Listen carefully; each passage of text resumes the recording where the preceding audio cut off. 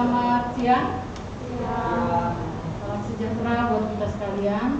Bersyukur sekali pada hari ini kita semua diberi kesehatan dan kekuatan untuk berkumpul di Aula SMK Negeri 3 Palangkaraya dalam rangka kegiatan pendampingan peningkatan kompetensi siswa SMK Negeri 3 Palangkaraya. Dan hari ini itu adalah kegiatan pendampingan untuk siswa-siswi kompetensi kalian teknik komputer dan jaringan. Ini yang kegiatan yang terakhir ya, karena dari beberapa hari yang lalu itu sudah dilaksanakan untuk 5 kompetensi yang lain. Ya, sama seperti ini juga mendatangkan guru tamu dari luar, dan hari ini kita bisa melaksanakan bentuk kegiatan pendampingan teknik komputer dan jaringan. Terima kasih kepada Bapak Robi yang sudah meluangkan waktunya memenuhi undangan kami untuk menjadi guru tamu bagi siswa-siswi kami. Dan yang hadir di sini adalah siswa-siswi kelas 10 para guru 10 TKJ. Jadi mungkin masih sedikit yang diperoleh mereka karena baru kurang lebih 6 bulan ini belajar di teknik komputer jaringan. Jadi nanti mungkin ilmu yang dikasih oleh Pak Robi bisa menambah wawasan mereka, membuka cakrawala mereka terkait dengan TKJ atau jaringan. Di sini juga ada guru pendamping yang hadir hari ini, ada Pak Ivan Trijaya, Ketua Kompetensi Keahlian, didampingi guru TKJ juga ada Pak Niko Agustinus. Dan kurang lebih ada 30 orang siswa. Sebenarnya ini TKJ ini ada 2 kelas Pak. Jadi satu kelas itu 36, itu ada 70-an sebenarnya. Cuma karena dibatasi jumlah kita, jadi kita ambil separuh-separuh aja perwakilan dari setiap kelas 10. Baik, untuk anak-anak sekalian, kesempatan ini jarang ya kita mendatangkan guru tamu ini, mungkin satu semester itu satu kali dalam satu semester. Jadi kesempatan ini dipergunakan sebaik-baiknya. Selain kalian mendapatkan ilmu dari Bapak Ibu guru yang memang mengajar kalian di teknik komputer jaringan di sekolah, kalian juga akan mendapatkan ilmu dari guru tamu atau praktisi dari dunia usaha, dunia industri. Jadi dimanfaatkan kesempatan yang ada sekarang ini. Kalau misalnya ada pertanyaan atau ada masukan, saran segala macam, bisa ditanyakan langsung pada narasumber kita pada siang hari ini. Mungkin itu saja yang bisa Ibu sampaikan. Sekaligus juga mohon maaf karena Ibu Kepala Sekolah tidak bisa hadir karena hari Senin kemarin beliau ada kegiatan di Solo. Ya, jadi kita Bapak Ibu guru yang di sini yang mendampingi anak-anak sekalian. Itu saja yang bisa Ibu sampaikan. Sekali lagi terima kasih. Selamat siang. Wassalamualaikum warahmatullahi wabarakatuh.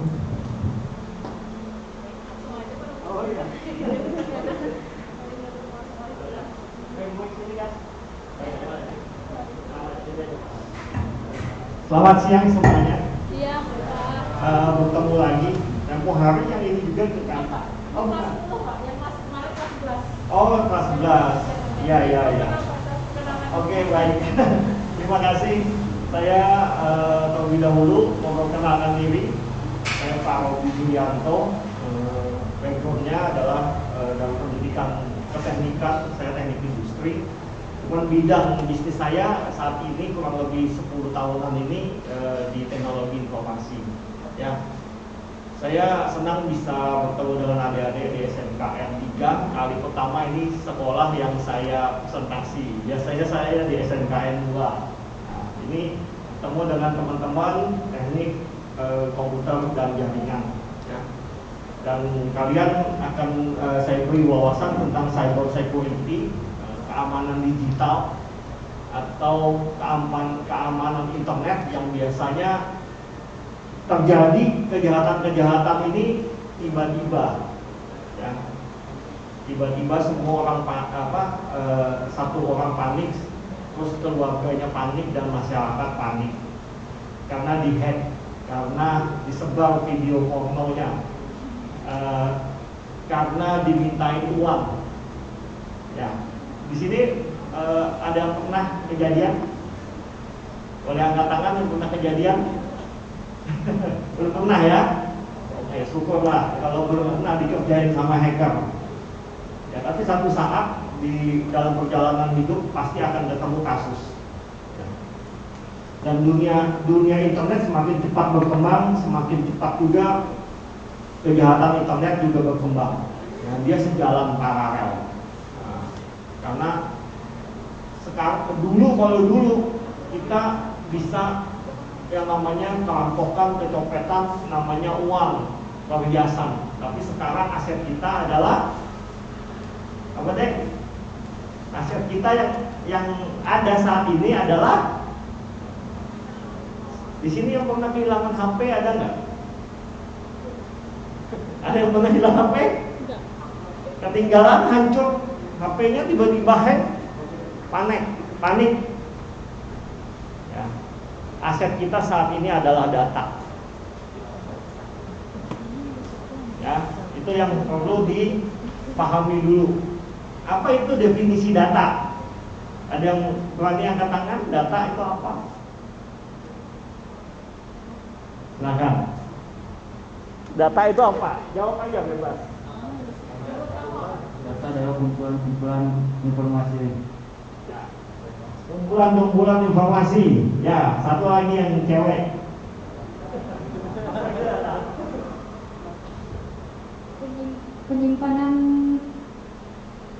Penyimpanan aplikasi dan berbagai macam yang mau disimpan ya. Data itu disimpan. Sesuatu yang mau disimpan. Ya. Selain disimpan di apa? Selain disimpan, data itu di apa? Diolah. Ya. Tadi kumpulan informasi. Betul. Jadi data adalah kumpulan informasi yang belum bermanfaat. Pada saat data diolah menjadi satu informasi yang bermanfaat, itu disebut informasi. Ya. Jadi data itu seperti bahan baku, belum ada manfaat. Kayak tepung, gula, terus itu telur, sebelum diolah kan belum jadi roti itu, ya. Maka dia masih bahan baku. Maka itu disebut tepung, gula, dan telur itu data. Setelah jadi roti, itulah yang namanya informasi. Ingat-ingat ini ya, definisi ini ya. Jangan salah nanti, jangan keaduk-aduk, kecampur-campur. Data, iya. Data adalah informasi. Informasi apa? Data. Jangan sampai salah pengertian itu. Paham? Yang dicuri di keamanan digital ini yang kita jaga adalah apa? Data kan informasi? Data. Yang kita jaga adalah data. Setelah dia jadi informasi di tangan hacker, ya, maka dia bisa jadi bahan untuk sandera, bahan untuk minta tebusan. Ya, oke. Bisa ditayangkan slide-nya, Pak.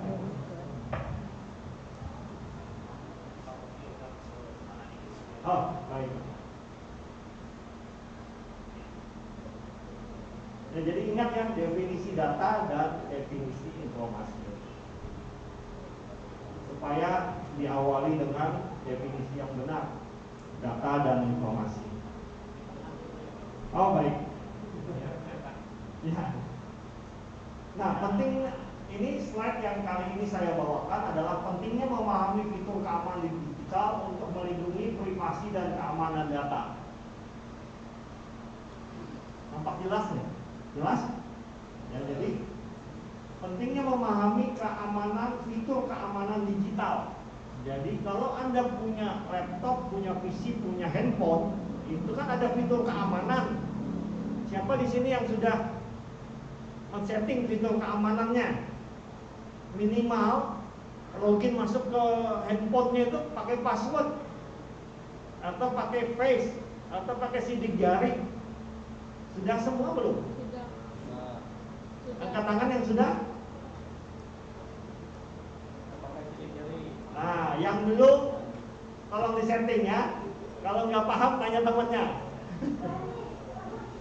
Supaya handphone Anda itu tidak gampang dimasukin orang, dipakai oleh orang lain. Ya. Biasanya di rumah itu, wah ngapain kata bapak ibu di password.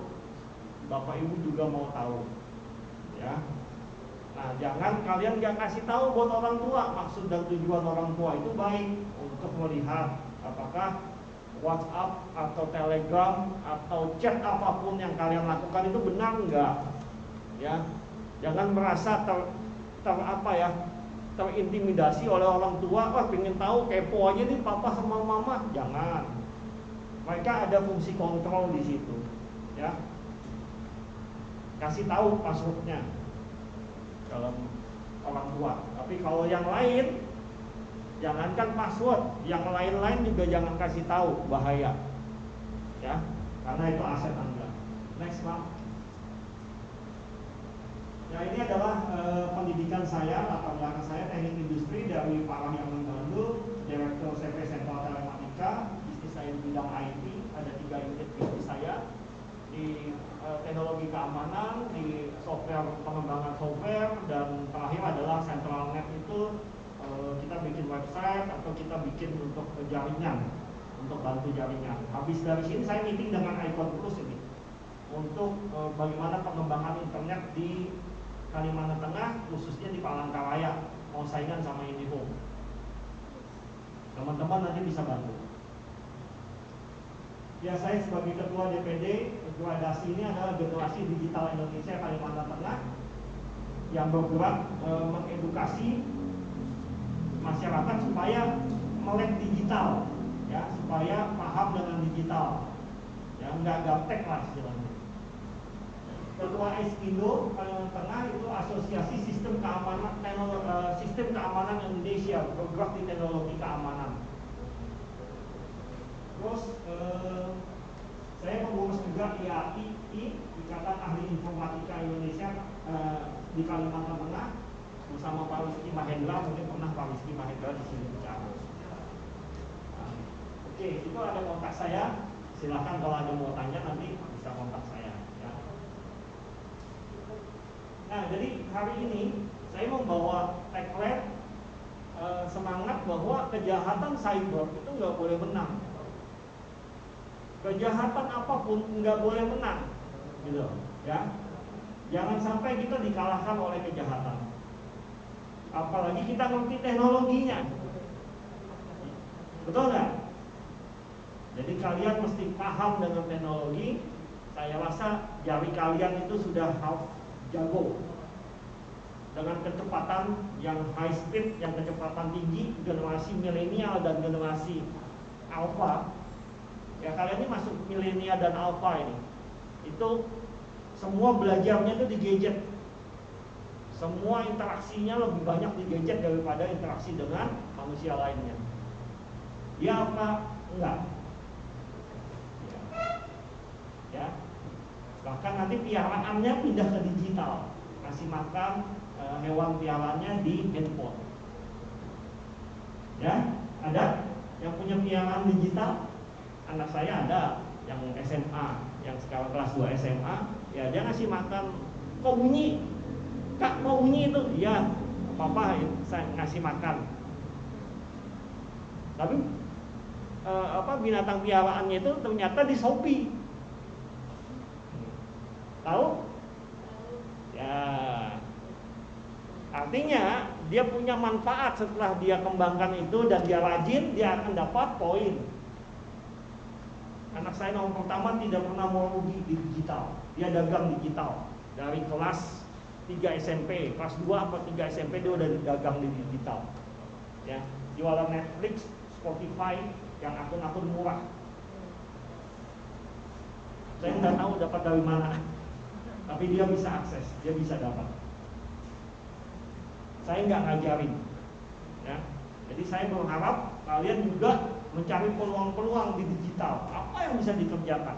Apa yang bisa mendapat untung dari teknologi digital? Ya. Nah, membangun kesadaran, mengelola keamanan aset digital berupa data dan informasi oleh pengguna sangat penting pada era IoT, Internet of Things, dan Industri 4.0. Ya. mengelola aset, terutama data, itu sangat penting. Jangan disepelekan. Flash disk data Anda itu jangan disepelekan. Handphone di file manager itu aset. Ya. Minimal asetnya adalah apa? Rekaman hidup Anda. Rekaman hidup adik-adik. Kan foto-foto masa lalu ada di situ. Ya. Kalau tak hapus ke delete, aduh, sama pacar dulu foto. Sama mantan dulu pernah foto. Hilang. Ya. Sedih, ya kan? Atau kontak kehapus semua, sedih nggak? Sedih, nggak bisa chat sama teman, mesti ngumpulin lagi, ya. Nah, yang berbahaya adalah kalau misalnya aset itu diambil oleh pihak lain, dipergunakan untuk kejahatan, atau atau dipergunakan untuk memeras Anda. Data dan informasi merupakan aset sangat berharga bagi individu, perusahaan maupun organisasi. Ya. Saat ini adik-adik itu aset adalah aset individu. Kalau di perusahaan saya ada aset namanya data perusahaan, itu aset saya sebagai yang punya perusahaan atau di organisasi. Kita sebagai pengguna membuat data dan informasi harus bisa mengenali, memahami dan mengelola dengan baik dalam 3 hal. Berbagai macam ancaman yang kita mesti tahu akibat yang ditimbulkan, ya, dan resiko yang terjadi, ya. Mesti paham dulu nih adik-adik, ya. Ancamannya kira-kira kalau data ini saya diambil itu apa? Berbagai ancamannya apa aja? Misalnya akun WA ada yang pernah dihack, mengaku sebagai Anda. Terus itu pinjam uang, minta uang, ya, itu. Nah, itu pernah kejadiannya. Jadi, ya, salah satu keluarga saya pernah kejadian dan teman-temannya dikuras sampai 30 sampai 40 juta. Gak sadar ditransfer karena nggak teliti dengan informasi. Ya, jadi kalau Anda chat itu mesti sadar penuh dengan informasi. Jangan terbuai dengan kata-kata yang ada di chat itu. Jangan sampai terhipnotis dengan kata-kata yang ada di chat. Hati-hati, berpikirlah secara sehat. Ya. Apalagi yang perempuan kena rayu, hati-hati juga. Atau kena iming-iming hadiah, hati-hati, baca betul. Ini undian kah? Hadiah langsung kah? Ya kan? Ujung-ujungnya nanti Anda diminta transfer. Hati-hati ini. Belum deh, pindah dulu ke awal lagi ya. Akibat yang ditimbulkan. Kira-kira apa nanti yang akan, dampak apa yang akan kalian rasakan kalau misalnya terjadi data Anda itu diambil, ya. Dan resiko apa yang akan terjadi? Malu,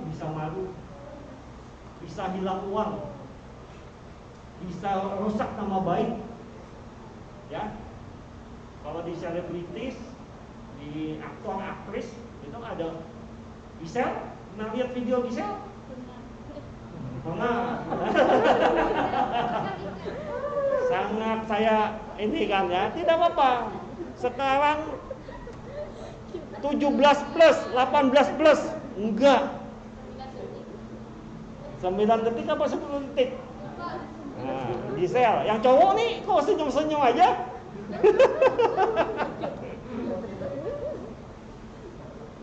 Jadi kalau pegang HP pasti dapat itu. Nggak bisa lagi yang namanya filter 17 tahun ke atas tuh nggak bisa. Begitu di sosmed viral, blast semuanya, dapat kalian. Ya, atau ditempelin link aja, menuju ke situ sudah, ya kan, dapat sudah. Bisa juga video visual itu dibuat link menuju ke hacking, ke hackernya, bisa. Ataukah masuk ke satu situs yang menyediakan video itu, habis itu di situ Anda diambilin datanya, bisa. Ya. Jadi hacker itu masuk dengan sesuatu yang menyenangkan. Itu pintu gerbangnya. Siapa psikolog? Janji-janjinya, videonya sure, tampilannya bagus, tapi itu Anda mau diambil datanya. Jadi adik-adik mesti sadar. Next. Perbedaan data dan informasi. Data adalah sesuatu yang dapat diolah menjadi informasi yang berarti, bisa dalam bentuk teks, nomor, simbol, gambar, ataupun format lain. Sesuatu yang bisa memberi gambaran tentang sebuah objek atau entitas. Nah, itu yang disebut dengan data ya. Ada teks, ada nomor, ada simbol-simbol, ada mungkin video. Contoh informasi tentang data dari termasuk data diri, nama, alamat, tempat tanggal lahir, tempat pekerjaan, dan lain-lain. Jangan segampang Anda gampang menunjukkan KTP Anda. Karena apa? Di situ identitasnya lengkap. Jangan segampang Anda jawab kalau orang bertanya nama ibu kandung Anda. Hati-hati, itu password juga untuk masuk, terutama di akun bank. Ya, tiba-tiba juga orang akan nanya OTP, kasih aja OTP-nya, nanti Anda dapat hadiah. Anda akan ini OTP itu on time password, password yang dibuat sekali aja, yang dikirimkan oleh pihak-pihak seperti bank, ya, institusi tertentu. Itu untuk memvalidasi bahwa itu benar Anda, ya. Tapi kalau OTP diminta oleh pihak lain dengan mengatasnamakan satu instansi atau perbankan atau apa yang lain, hati-hati, jangan dikasih. Itu pintu masuk, dikuras ATM-nya, dikuras rekening duit di rekening Anda. Ya, teman saya 4-5 bulan yang lalu tergiur dengan hadiah Telkomsel, dimintain OTP dimintain data diri dan OTP yang terkait dengan BCA nomor rekening, habis 20-an juta dikuras, nggak ada bersisa. Baru sadar setelah sejam kemudian, benarlah itu, kok nggak ada reaksi lagi dari Telkomselnya. Cek di rekening sudah ditarik. Ya, ditarik kemana? BCA tahu, BCA tahu rekening siapa. Rekening si A di Palembang. Apakah bank mau bantuin? Gak bisa, karena dengan kesadaran si teman saya itu memberikan OTP dan identitas dirinya, artinya mengizinkan untuk seseorang masuk dan menarik, memindahkan rekeningnya. Ya, saya beberapa tahun yang lalu pernah menangani kasus yang sama mirip. Saya tanya BCA, bisa nggak diblok rekening itu, Pak? Para penjahat cyber ini punya ratusan akun rekening bank. Loh, saya bilang, bukannya dia sendiri hanya cuma satu identitas. Betul, dia punya satu identitas. Dia beli, dia pinjam, atau dia fotokopi KTP satu kampung. Dia hargai mungkin bisa 5.000 sampai 10.000 orang kampung. Ini saya pinjam ya KTP-nya, saya ada urusan, di kopi. Ada 1.000 KTP dikali berapa akun rekening yang dia bisa buat. Di Danamon dia bisa buat, di BCA dia bisa buat, di BSI dia bisa buat, di Bank Mandiri bisa buat. Mati kita.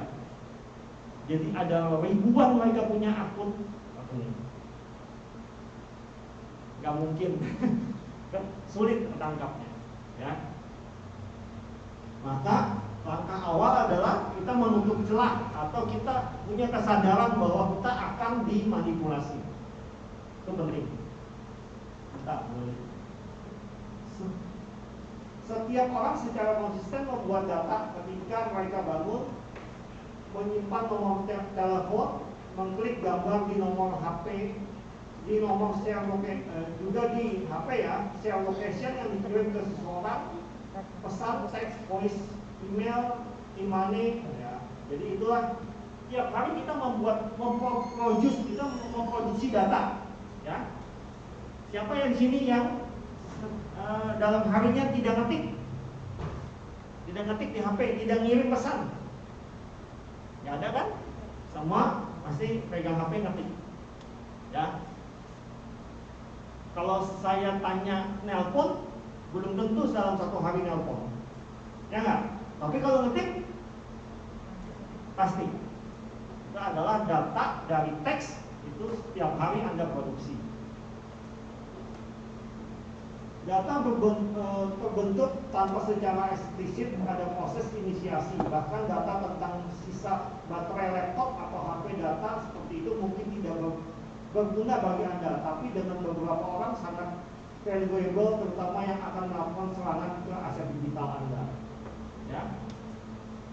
Ya, mereka mengamatinya sampai di situ, sampai baterai Anda juga bisa diamati dengan teknologi.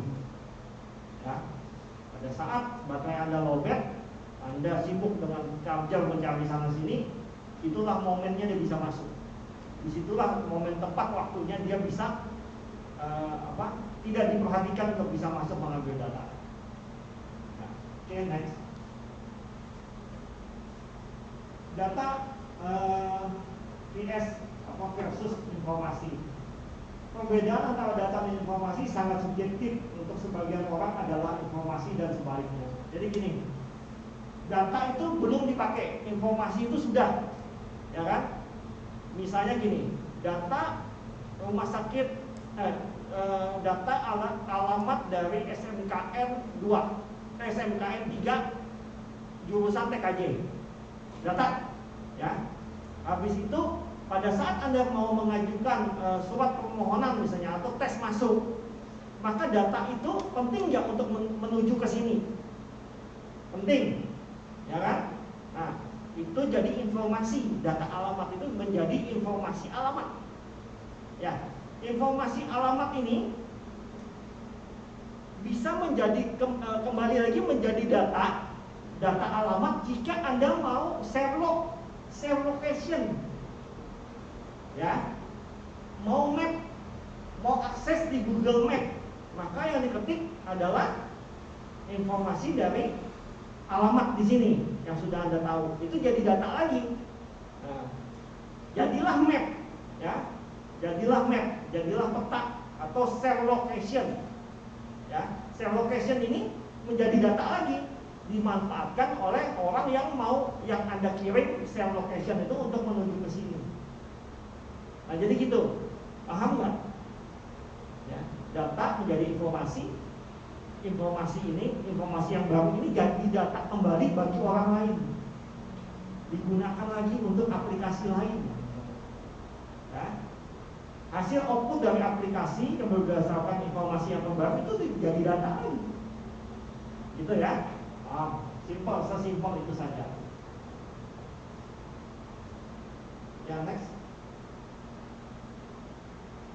Nah, ancaman-ancaman terhadap data, ancaman alami, kalau gempa bumi, banjir dan segala macam, ya. Kalau yang tinggal di Mendawai, tinggal di daerah-daerah banjir, simpanlah data dengan benar, di backup di mana gitu ya, supaya pada saat flash disknya keceluk, laptopnya kena air, kebanjiran, itu nggak hilang datanya, ya. Di sini pernah ada yang merasakan kehilangan data, sudah kerja sampai 90%. Habis itu besok harinya datanya rusak. Pernah nggak kejadian kayak gitu? Belum ya? Ya semoga tidak ya. Saya pernah. Dan hari itu sudah hampir deadline, harus ngumpul tugas, mesti bikin lagi dari awal. Nangis deh. Tapi ya itulah resiko ya.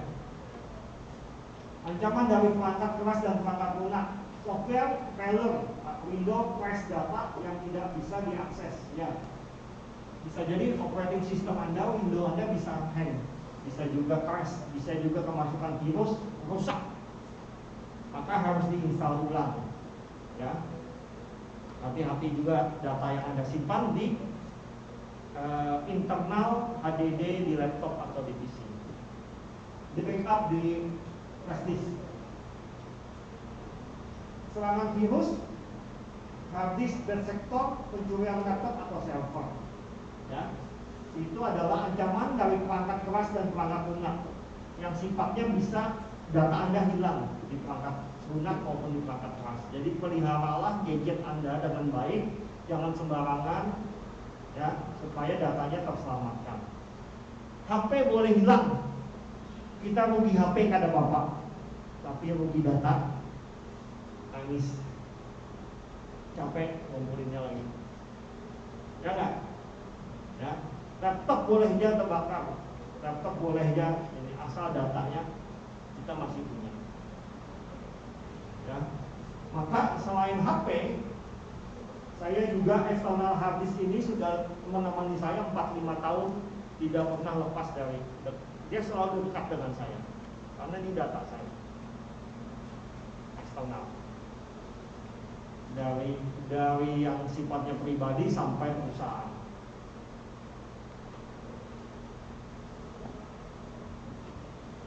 Ancaman dari pemilik data, ancaman paling besar adalah pemilik data sendiri, tidak adanya kesadaran dan akan keamanan data. Ya, layar komputer tidak dikunci, perangkat yang bisa diakses oleh umum. Ya, jadi kita membiarkan laptop atau PC kita itu terbuka. Jadi begitu ganti temannya masuk. Ya, mohon di password. Sudah di password nggak? Laptop atau PC-nya sudah. Ya, itu penting.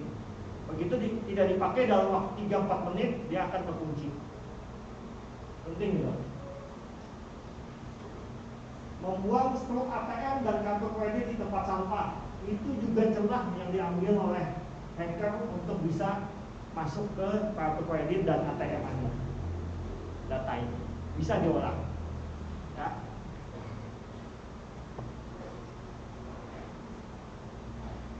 Social engineering, social engineering itu adalah semacam itu penipuan-penipuan melalui chat dan segala email. Itu dia nanya data, nanya identitas kita, ya, menanyakan tanggal lahir, melihat informasi di KTP atau SIM, bisa digunakan untuk mereset password akun bank atau kartu kredit. Ya, jadi jangan sembarangan jawab, jangan sembarangan kasih data. Ancaman dari orang lain, predator berinovasi sehingga cara yang mereka lakukan tidak dikenali modusnya dan cukup membuat orang tidak sadar atau tidak merasa terganggu. Email dan telepon dari orang tidak dikenal. Siapa di sini yang pernah ditelepon orangnya tidak? Saya pernah ditelepon begini. Selamat siang Pak Robi. Oh, selamat siang. Bapak masih ingat dengan saya? Oh iya ya, Pak Denny ini. Iya Pak Denny, apa kabar Pak Robi? Oh baik Pak Denny, ada yang bisa dibantu? Saya bilang. Oh iya Pak, ini apa? Saya butuh bantuan, tapi nanti 5 menit lagi ya Pak, saya telepon. Saya kebetulan masih dalam perjalanan. Oke. Yang ada di benak kita, yang ada di benak saya adalah Pak Denny, teman saya, teman baik dan klien saya. Selang 10 menit kemudian dia telepon. Pak Robi apa kabar? Ini yang Pak Denny tadi. Oh iya Pak Denny, gimana? Ada yang bisa dibantu? Saya ini lagi kesulitan. Bisa nggak dibantu? Anak saya masuk rumah sakit. Saya butuh 2.500.000. Kalau kita berasumsi bahwa di otak kita ini tidak dengan kesadaran, artinya oh ya bisa, karena ini teman, ya kan?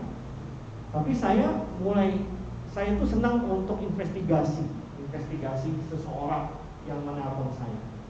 Oh butuh 2,5 juta. Ya Pak, saya ini dananya hanya di ATM hanya 1 juta Pak. Gimana ya Pak Denny-nya? Satu pertanyaan pancingan sebenarnya yang saya lempar. Oh nggak apa-apa Pak, 1 juta pun nggak masalah. Oh oke, saya bilang 1 juta. Nah kalau 1 juta ini Pak, kayaknya nggak bisa full 1 juta. 900 gimana Pak? Baik 900 nggak apa-apa. Ya. Di mana saya transfer? Oh nanti Pak saya kasih nomor lewat WA.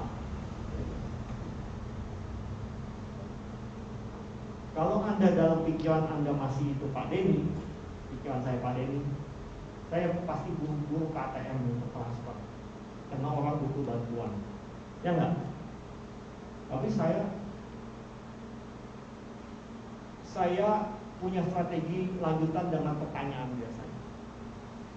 Saya nggak bisa Pak transfer saat ini, saya hanya bisa transfer besok pagi.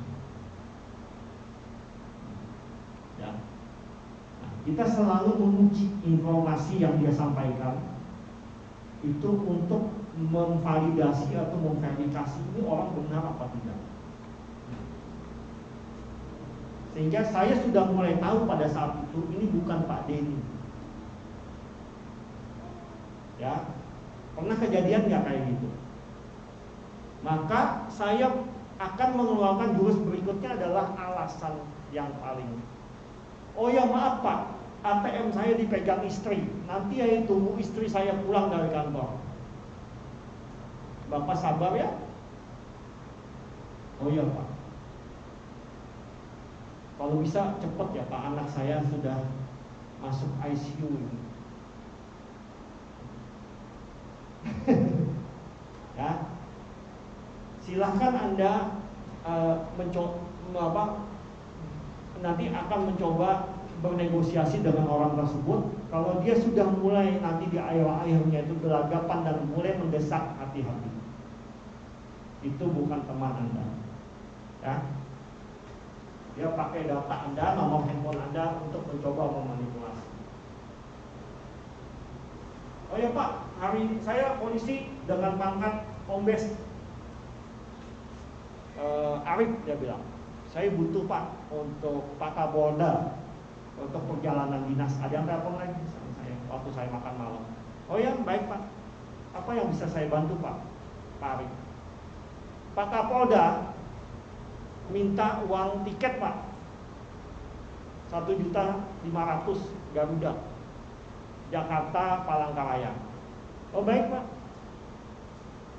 Bapak tahu bahwa saya teman Pak Kapolda. Saya akan telepon langsung Pak Kapolda malam ini juga. Langsung dia tutup. Meskipun saya nggak pernah kenal pun dengan Kapolda.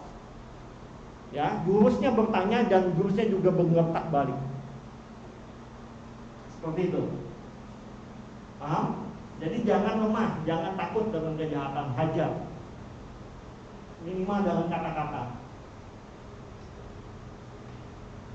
Impersonality menyamar dan meyakinkan dari institusi yang resmi. Yang saya cerita tadi ya, dari kepolisian yang nyamar.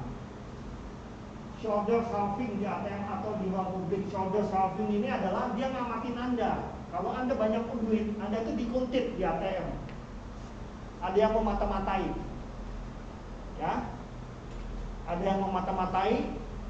Oh, setiap jam ini orang ini bertransaksi. Saya akan coba ambil data dari ATM itu, gimana caranya dihacknya, itu mereka punya teknologi dan dia akan kuras rekening dari seseorang tersebut. Tapi dia sudah amatin sekian lama. Ya. Itu namanya shoulder surfing. Atau bisa juga kita ATM. Di sini semua punya ATM nggak? Ada ATM ya. Yang antri di belakang ini nengok begini. Oh itu pinnya. Bisa. Dia mata-matin dari kejauhan bisa, dari dekat juga dia bisa. Atau dia ngambil stroke buangan kita. Jadi stroke itu sebaiknya kalau mau dibuang di tempat disobek-sobek dibuang. Jangan hanya diremas dibuang. Paham? Ya. Bahaya. Itu informasi bagi hacker.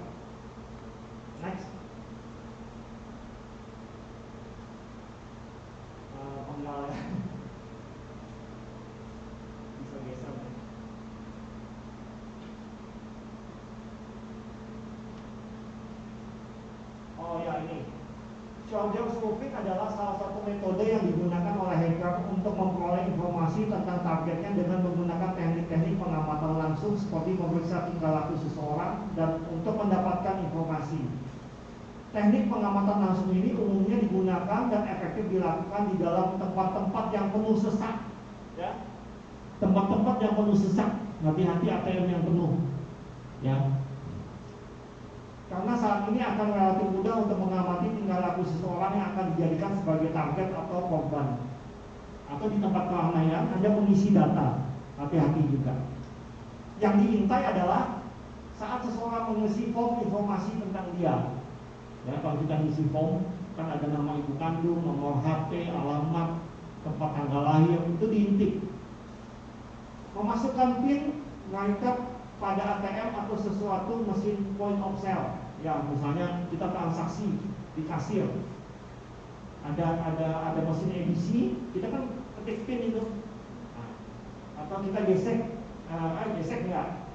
Ya, transaksi untuk di mesin kasir seperti itu. Kalau di ATM yang dia ketik PIN pada saat kita mencet mau masuk login ke ngambil uang. Menggunakan kartu nama pada suatu telepon prabayar publik, ya. Jadi dia menyamar, dia bisa minta data dengan pihak-pihak Telkomsel, atau dia bisa juga ngambil data dari penjual pulsa, ya.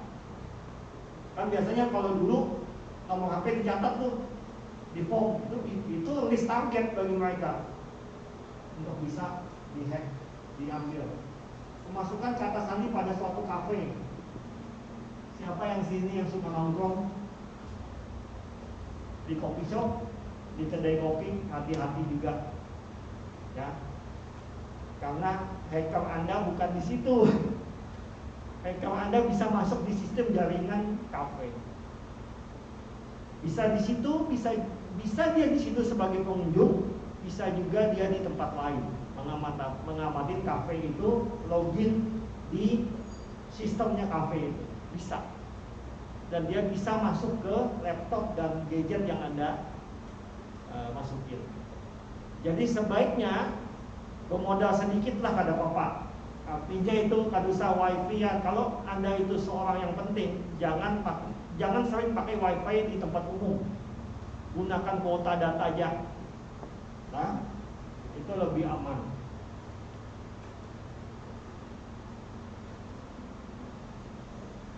Ya, next. Ini adalah cyber safety checklist. Jadi dalam lambangnya coronavirus ya, karena konteksnya ini dalam waktu itu dipresentasikan pada saat pandemi oleh Interpol. Interpol ini adalah international polisi internasional. Jadi kalau kita lihat dari cyber safety checklist ini adalah manage sosial media profil, ya. Kalau Anda orang penting di sosial media itu jangan foto-foto asli, jangan. Itu berbahaya karena akan di-cloning menjadi akun lain. Ya. Maka sering di Instagram maupun di Facebook orang bilang kan, "Oh, itu enggak, itu fake. IG itu fake." Bohong, bukan saya. Yang fake juga ngomong itu IG-nya fake.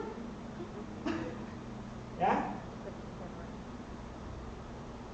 Hati-hati kalau sebaiknya pakai pasang foto, ya foto yang bagus lah, mungkin dari sisi apa, jangan yang seperti pas foto ataupun langsung gitu ya, karena itu akan dipakai oleh hacker untuk meng-cloning Anda.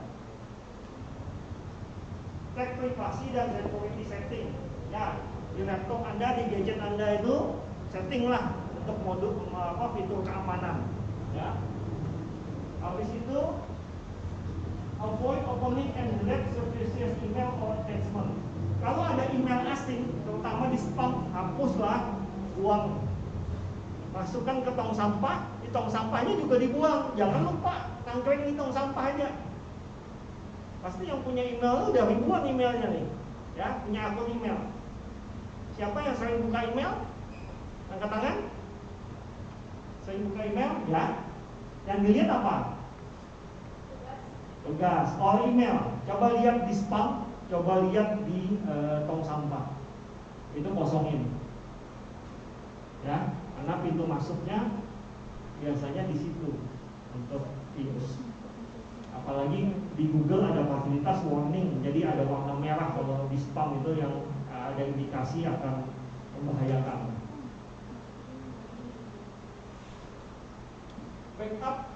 Backup online and offline file regularly and securely. Jadi kalau Anda punya Google Drive, punya penyimpanan data maya, itu pastikan bahwa Anda penyedianya aman, ya. Dan kalau punya data juga rajin di backup. Ya, Dropbox, Google Drive, ya, itu media-media penyimpanan kan yang kita bisa sewa. Ya, itu pastikan bahwa drive untuk penyimpanan data kita itu aman. Strengthen your home network, ya, perkuat password wifi Anda di rumah, maupun kalau bagi yang punya kafe, tempat usaha, rajin ganti password untuk login wifi. Use strong password, ya, nanti ada kita bicara tentang kombinasi password. Keep your software update, ya. Salah satu celah masuk adalah software bajakan, ya. Usahakan kalau punya uang nabung, beli software Windows yang ori, antivirus yang ori, ya, supaya laptop PC-nya aman.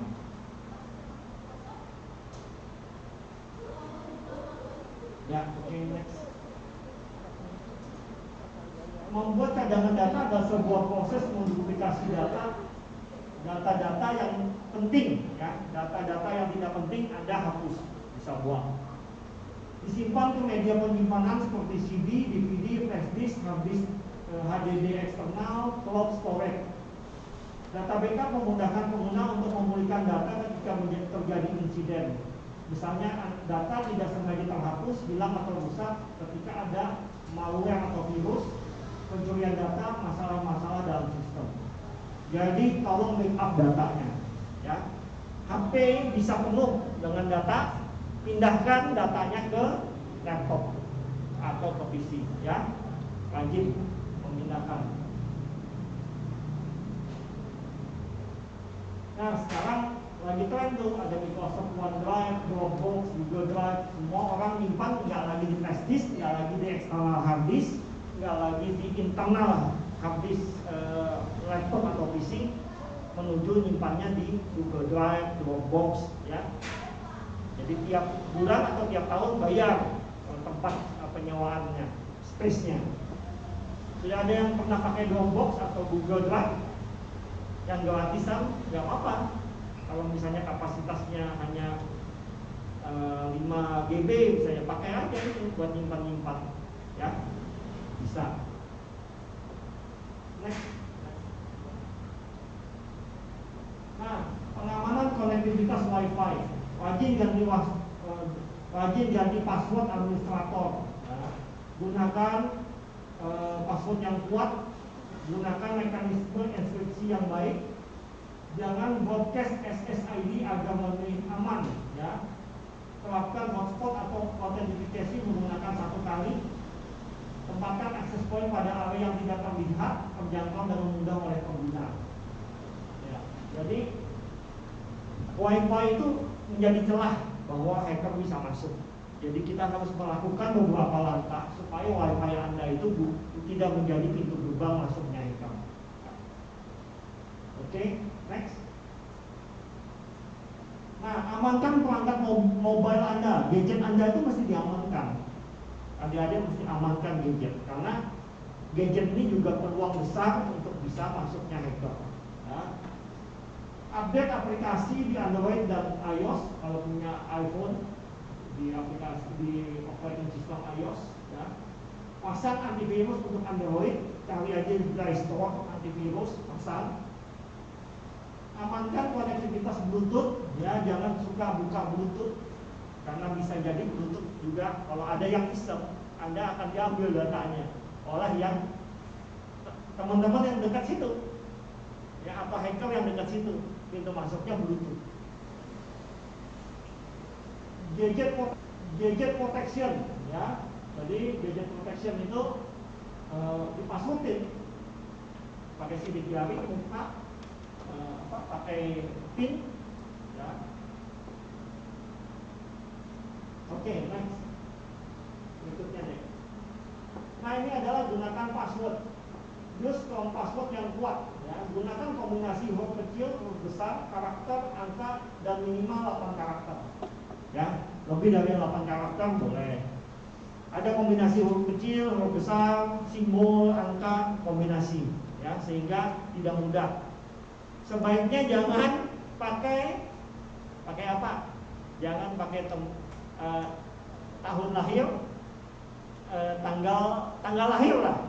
Itu akan mudah kebaca, ya. Akan mudah diperkirakan oleh hacker. Perbarui password minimal 1 kali dalam sebulan. Ganti password minimal 1 kali dalam sebulan. Pastikan Windows Firewall dan Defender berfungsi.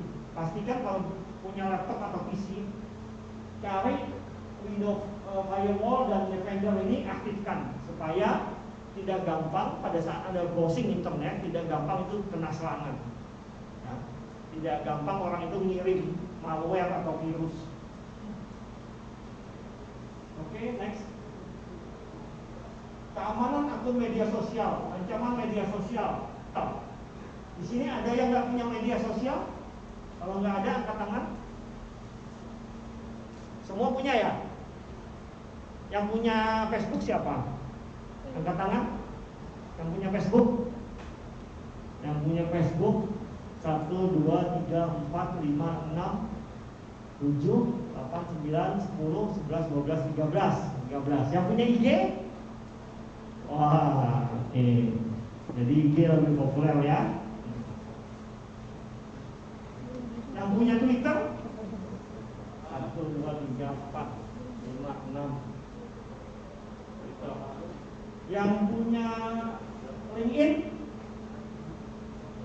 LinkedIn? Gak ada. Ini LinkedIn, lambangnya LinkedIn. Ada? Oh, 1. Ya. Hari ini, besok bikin akun LinkedIn. Ya. Gunanya apa? Gunanya sebagai pada saat Anda nanti mencari pekerjaan, itulah kurikulum vitae Anda atau daftar riwayat hidup Anda di situ. Dan Anda punya peluang untuk direkrut menjadi karyawan karena LinkedIn Anda bagus. Ya. Bisa jadi ada tawaran nanti untuk bekerja. Ya. LinkedIn nih, bagus nih untuk mencari pekerjaan. Pinterest? Ada yang punya akun Pinterest? Untuk apa biasanya? Cari foto aja, fotonya wallpaper atau Oke. Sudah beli wallpaper yang berbayar dari Pinterest? Belum ya. Ya. Di sini banyak picture gambar ya yang bagus-bagus gitu.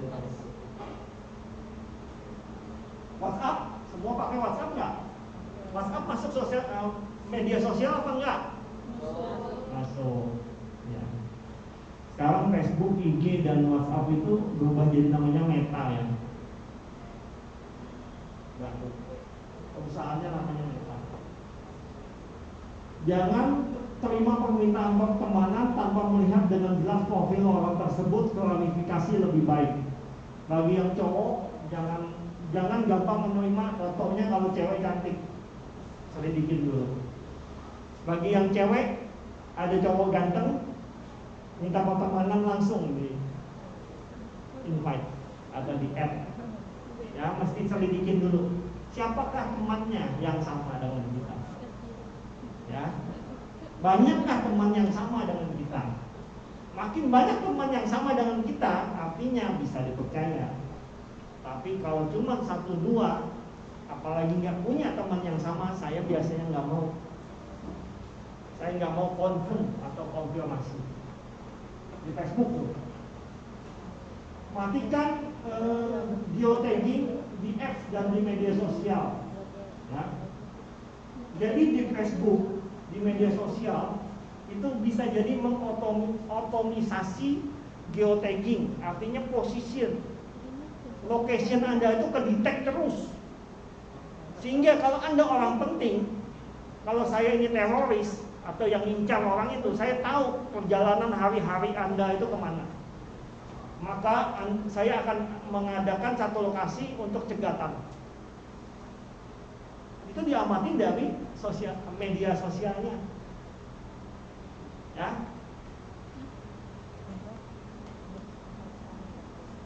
Jangan menggunakan foto profil yang asli. Ya. Jangan yang asli. Ya nggak apa-apa di modif atau sudut dari angle dari fotonya tuh ke samping kah, hadap apa, silahkan. Ya. Jangan utuh. Kayak pas foto atau misalnya jelas sekali, bahaya. Bisa di cloning.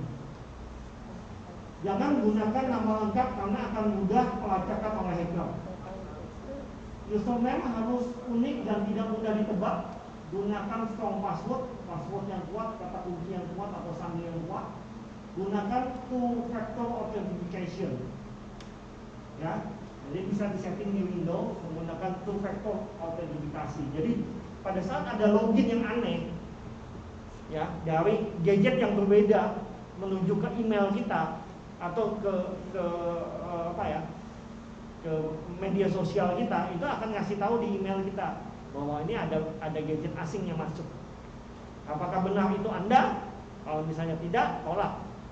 Ini bukan saya, maka Google akan tidak mengizinkan masuk. Ya.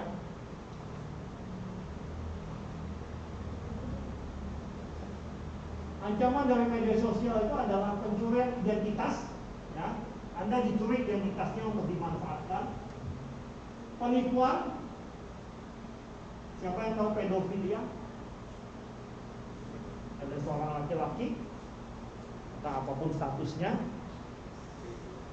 ya, menggarap anak di bawah umur, predator, pedofilia. Ya, artinya dia, ya, adalah untuk perilaku yang abnormal. Ya, silahkan nanti di Google di searching sendiri pedofilia itu apa.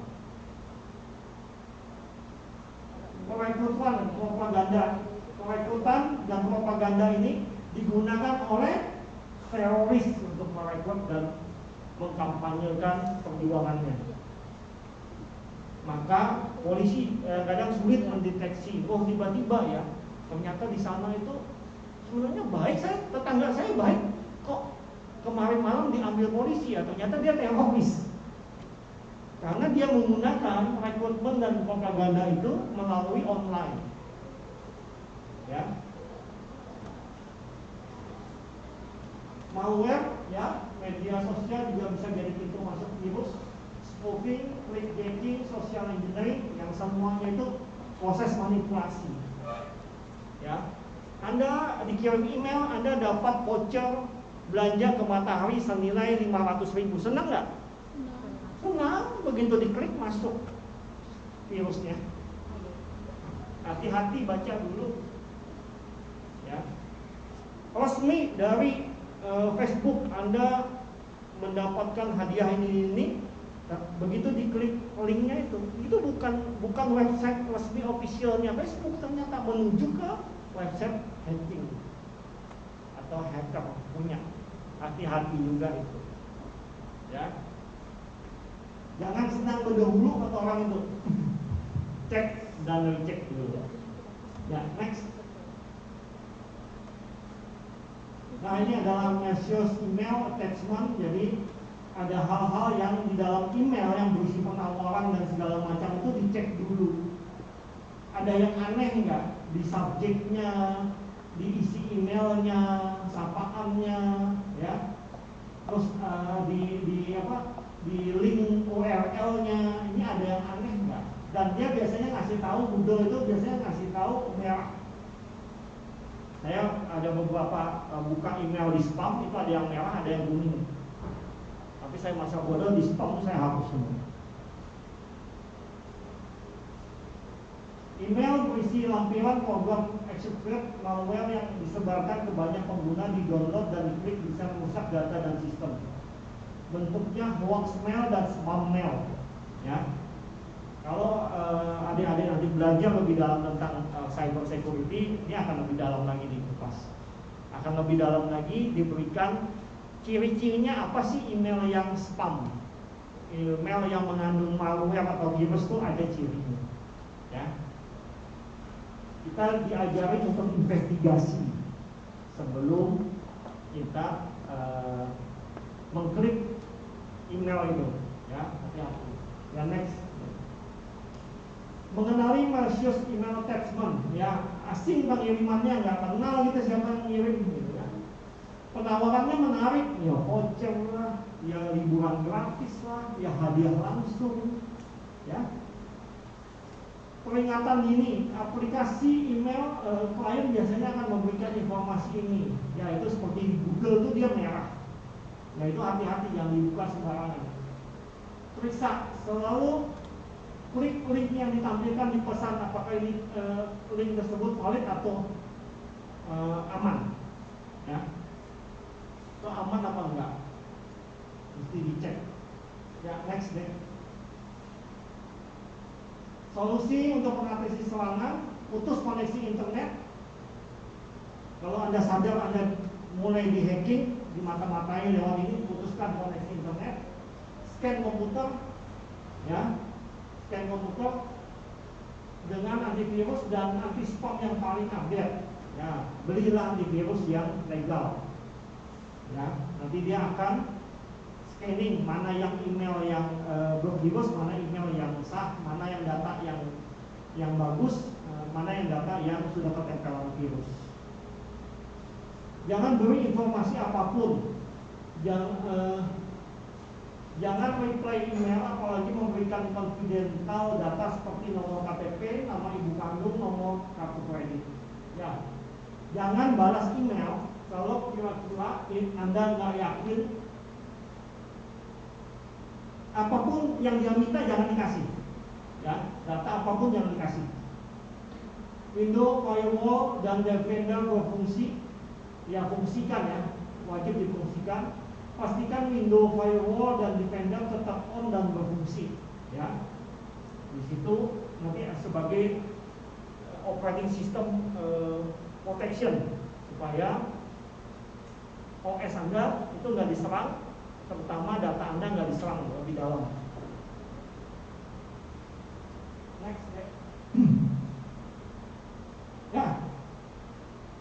Ternyata itu surat yang terakhir. Terima kasih, kejahatan tidak boleh menang. Itu semboyannya.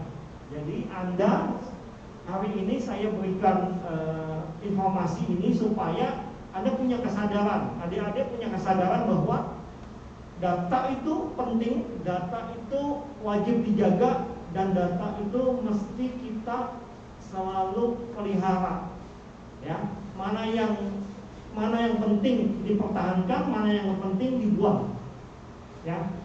Karena milenial, generasi milenial dan generasi alfa itu segudang seablek data, semuanya itu disimpannya kalau bisa di HP, ya kan? Karena sibuk sudah dengan aktivitas bersosial media atau berkomunikasi secara online, sehingga tidak lagi memperhatikan data. Sementara data itu penting. Siapa yang pernah di sini nonton podcastnya Pak Nadiem Makarim, Mas Menteri? Mas Menteri sudah beberapa tahun tidak bersosial media. Ya, kenapa alasan beliau? Karena sosial media berpotensi mengganggu psikologi. Kalau Anda punya masalah, curhatlah dengan manusia, jangan curhat sama sosial media, bahaya. Ya, jangan sedikit-sedikit. Generasi ini saya bilang, saya nggak tahu, anak saya bilang begini, anak saya kelas 2 SMP. Saya sudah searching, papi, apa yang kamu searching? Generasi kami, generasi milenial dan alpha ini generasi lebay. Dia ngomong 2 hari yang lalu sama saya. Namanya Steven. Steven, kamu bisa jelaskan yang kamu maksud generasi lebay itu apa? Dikit-dikit posting.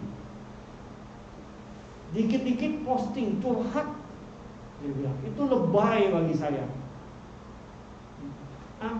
Anak saya umur 14 tahun, dia bilang gitu, generasi kami generasi lebay.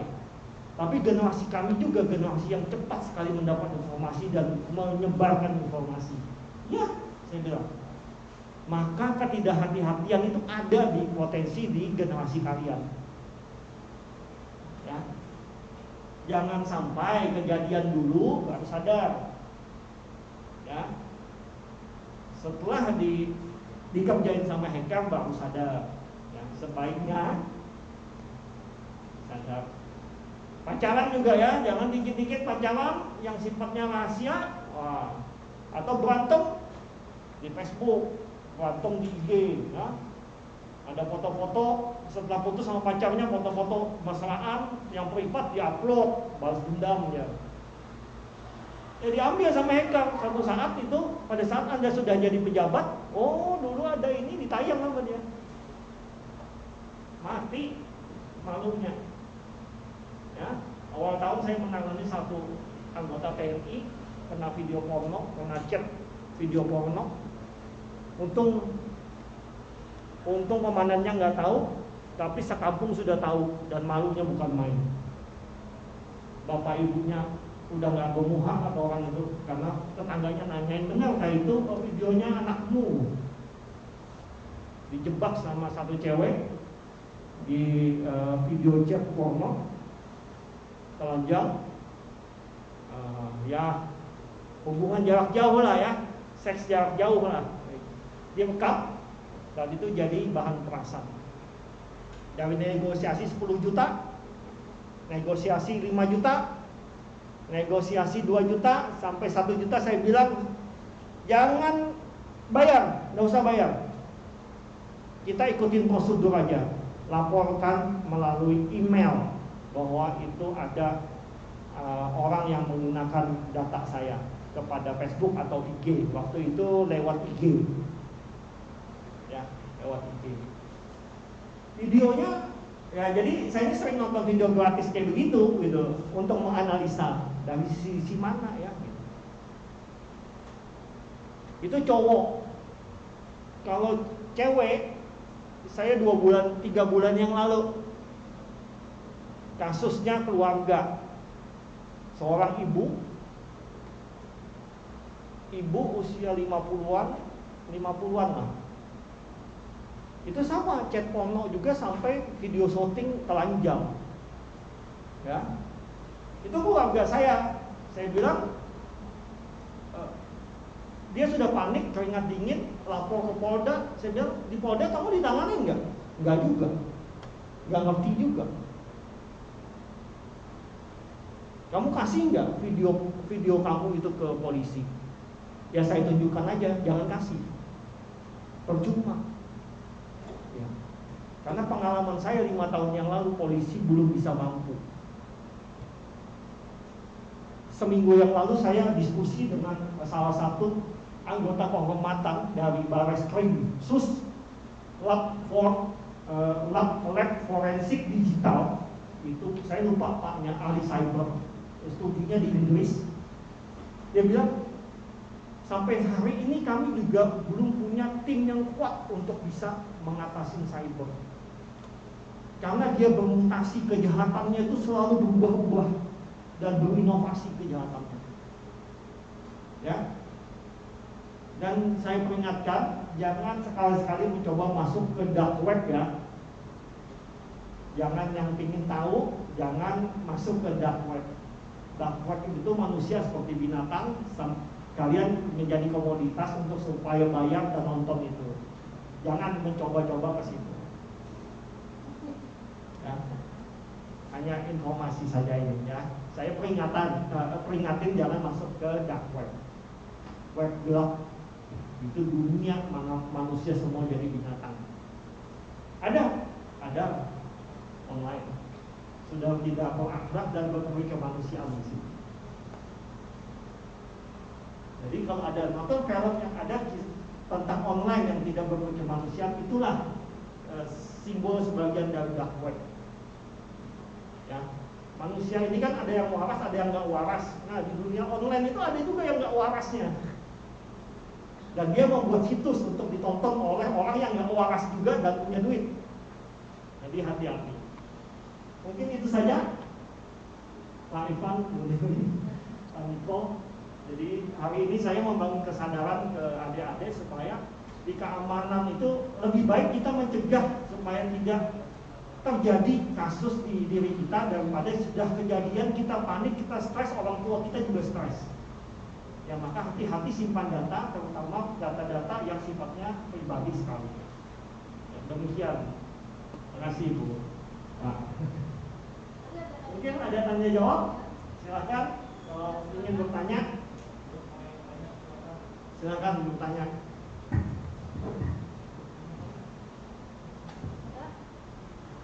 Kalau untuk peluang kerja, kalian sungguh-sungguh aja belajar, ya.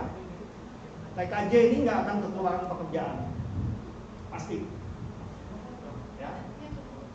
Karena kalian bisa masuk ke hardware, dan kalian bisa masuk di konfigurasi software juga.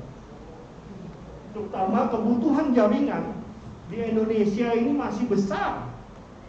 Ya, perlu teknisi, perlu engineer yang mengerti network dengan baik, mengamankan network, ya, memelihara network jaringan, menginstalasi dengan baik sesuai dengan perkembangan teknologi jaringan yang terus berkembang. Ya, tempo hari yang menguji itu Pak Ivan itu anak kelas 10 Pak 11. Yang waktu kita webinar Agustus itu Pak. Oh, campur. Ya. Nah, itu kan teknologi-teknologi yang dulunya network equipment itu tidak bisa dimonitoring, sekarang bisa dimonitoring yang lebih simpel dengan harga lebih murah gitu ya.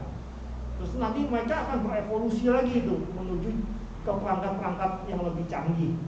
Di zaman-zaman kalian nanti itulah yang kalian manage, yang kalian akan jaga, bahwa orang jaringan itu orang vital. Kenapa vital? Siapa di sini yang pernah ngerasain IndiHome waktu itu down? Ngerasain kan? Pembelajaran jarak jauh juga terganggu, ya. Chatan juga terganggu, Facebook ada bisa juga, segala macam, ya. Maka sekotaan atau se-Indonesia ini panik. Kada bisa terkoneksi. Siapa yang punya peran? Orang network, orang jaringan. Maka dia akan kerja siang malam untuk supaya up lagi, on lagi jaringan. Ya, orang jaringan itu kayaknya santai, tapi begitu sudah ada kasus, dia wajib bisa jadi nggak tidur. Gimana supaya memperbaiki secara hardware, menyeting, mengkonfigurasinya supaya kembali normal. Tuh. Ya. Maka orang jaringan itu orang yang vital, yang semua banyak orang itu bergantung sama mereka. Seperti itu. Jadi di dunia, oh ya, oke, baik. Silakan deh. Ya. Terima kasih atas waktu dan kesempatan yang diberikan kepada saya. Saya Jona dari kelas 10 TKJ 1. Saya ingin bertanya, Pak. Ya. Kalau semisal kita sudah terlanjur pernah masuk ke dark web, apa yang harus kita lakukan?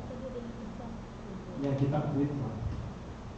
Ya, maksudnya kita sadar bahwa itu bukan manusia, kita sadar bahwa itu tidak baik untuk kedepannya, akan membuat kita abnormal dan secara psikologi kita akan jadi cacat mental. Ya kan? Artinya mungkin itu menjadi satu tantangan dan keasikan sendiri. Tapi kalau itu sudah menjadi masuk di bawah sadarnya adik, maka ada potensi nggak adik akan berperilaku seperti itu juga? Ada. Ya. Kalau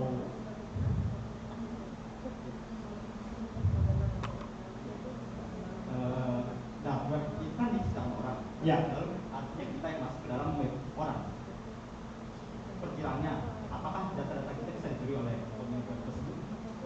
Pada saat masuk web, pada saat kita mau cari informasi yang lebih detail, biasa nggak disuruh daftar dulu akunnya?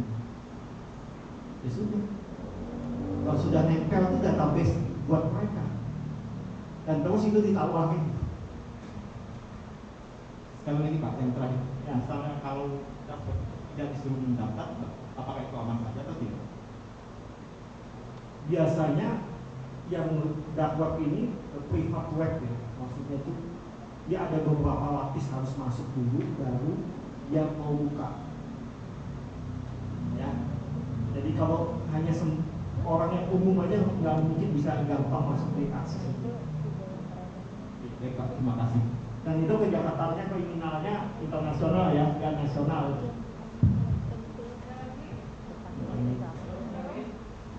Jadi hanya saya membangun kesadaran saja. Silahkan mungkin mau mencoba, tapi resikonya ditanggung sendiri. Silakan, menarik itu. Perkenalkan, nama saya Rudini dari 11 TKJ 2. Mungkin Bapak sudah. Ya, apa kabar? Tim riset ini, saya ingatnya riset. Ya. Ya, ini saya langsung ke pertanyaan saya. Kita pengguna yang Windows ini mungkin gak asing yang namanya tuh Windows Defender atau mungkin yang kita kenal itu segala antivirus. Nah, sekarang ini mungkin lagi ngetren gitu yang namanya tuh virus Trojan, yang dimana tuh virus yang berbentuk sebagai antivirus itu gimana kita mengantisipasinya? Terus kita kenal itu kan ke mana, pihak mana kita yang bisa tanggung jawabkan gitu? Ya, menurut pengalaman Trojan ini adalah virus yang populer dan berevolusi dari dulu. Ngetop memang Trojan ini, saya tahu. Ya, jadi dia berevolusi makin canggih juga mengikuti perkembangan. Sejauh kita menggunakan antivirus yang legal dan berbayar, menurut saya satu, itu bisa kita report ke pihak penyedia antivirus. Kalau saya pakai Norton, ada yang pakai Kaspersky, ada yang pakai AVG, itu terserah ya. Tapi lihat, diperbandingkan pilihan antivirus itu, lihat mereka ini mengcover berapa virus sih.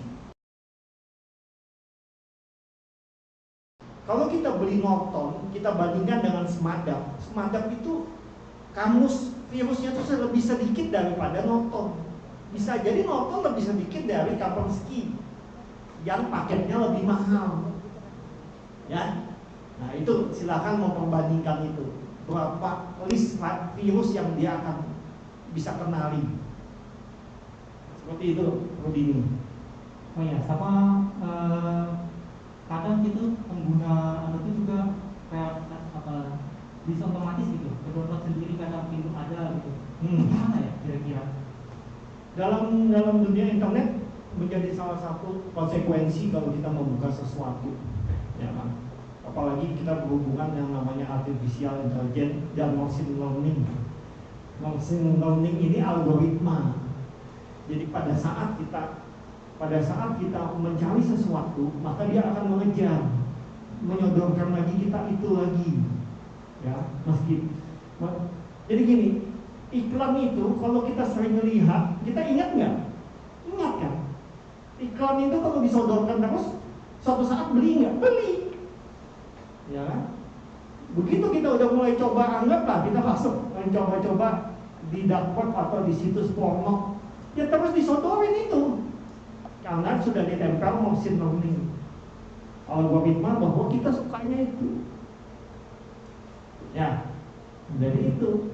Jadi kaget-kaget nanti orang tua buka laptop kan pas pakai, kenapa disodorin ini situs porno? Ya ngaku aja sama orang tua, gak usah banyak alasan. Ya Pak, mah saya buka, saya cari. Anak sekarang milenial dan alfa ini lebih baik terus terang daripada mencari alasan sana sini. Kenapa kamu buka itu? Ya saya ingin tahu. Salah ingin tahu. Nah nanti orang tua akan mengarahkan, oh seperti ini loh nak, kalau kamu buka ini nanti kamu jadi kecanduan, Nanti kamu bisa jadi biseksual, bisa jadi gay, bisa jadi homo, bisa jadi lesbi, ya bisa. Karena awalnya melihat situs porno laki perempuan, nanti lama-lama perempuan sama perempuan. Pengen tahu katanya alasannya. Nah, jadian kan sudah masuk lebih dalam. Tapi semua itu disediakan oleh internet online. Itu dia. Silahkan lanjutkan pertanyaannya kalau ingin bertanya. Atau ada, Ade? Silahkan, ya. Ya, sudah cukup? Cukup, ya. Internet itu bisa jadi berguna sekali, bisa mengganti, bisa dibuatnya juga cacat mental. Jadi mesti harus punya kesadaran, ya. Belajar saja secara teknis tidak cukup, belajar juga tentang manusia. Jadi sehingga Anda tidak dimanipulasi oleh teknologi internet. Bahwa sebenarnya apa yang ditawarkan internet itu kan maya, ya kan? Pacaran bisa maya, seksual bisa maya, judi bisa maya, ya. Habis itu belajar bisa maya juga dari jauh-jauh. Itu kan fasilitas-fasilitas semua, dan itu tinggal kita pilih mau yang mana, ya. Dan apakah setiap browsing, setiap Anda cari sesuatu di media sosial itu di sebelah kiri kanan Anda itu papa sama mama? Enggak ada. Bahkan belum tentu juga kiri kanan itu adalah teman Anda, belum tentu, bisa sendirian, ya kan? Autis sorangan. Ya, jadi saya bilang bahwa Anda tuh harus punya kesadaran sebagai manusia. Ya, jangan mudah dimanipulasi oleh video, gambar, dan teks. Itu dia. Ingin tahu boleh, ingin tahu.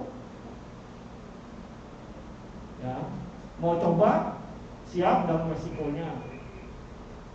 Ya, silakan. Bagi orang riset mungkin coba, silakan coba. Wah, itu dievaluasi. Oh, ternyata ini yang boleh, ini yang enggak.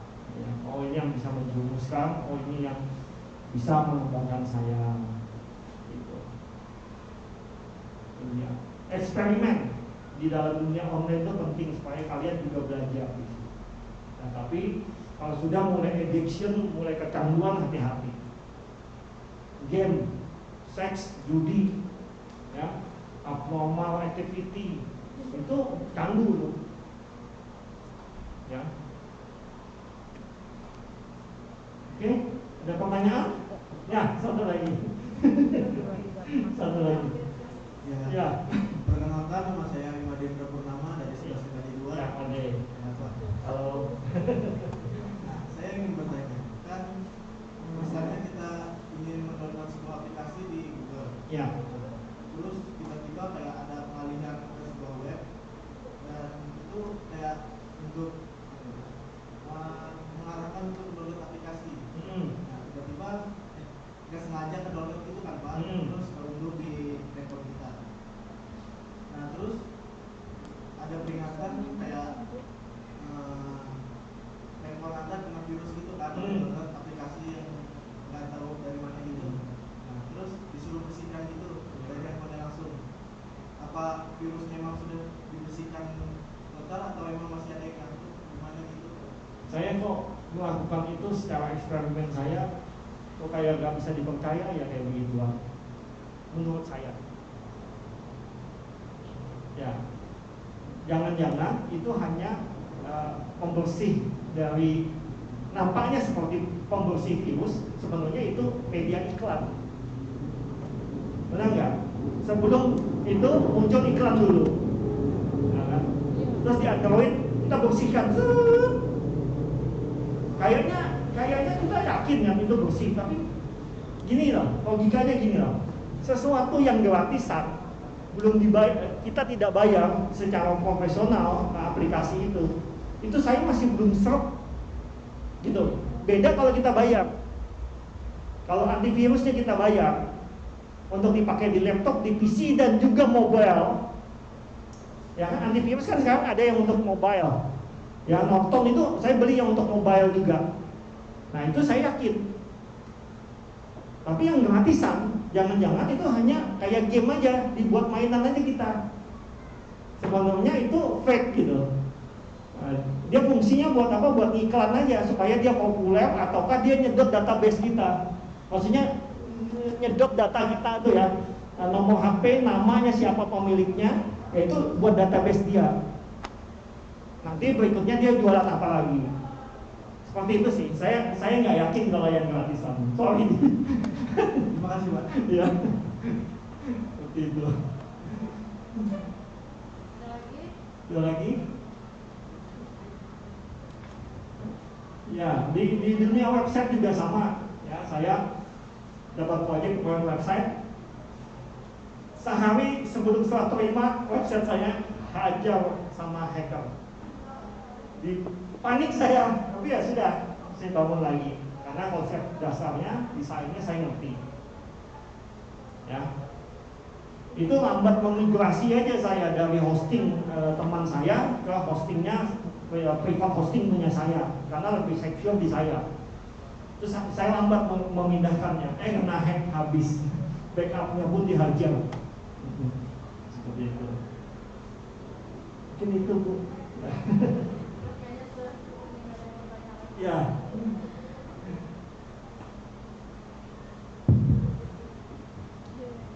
Baik, terima kasih Pak Robi yang sudah menyampaikan paparan kali ini buat anak-anak kelas 10.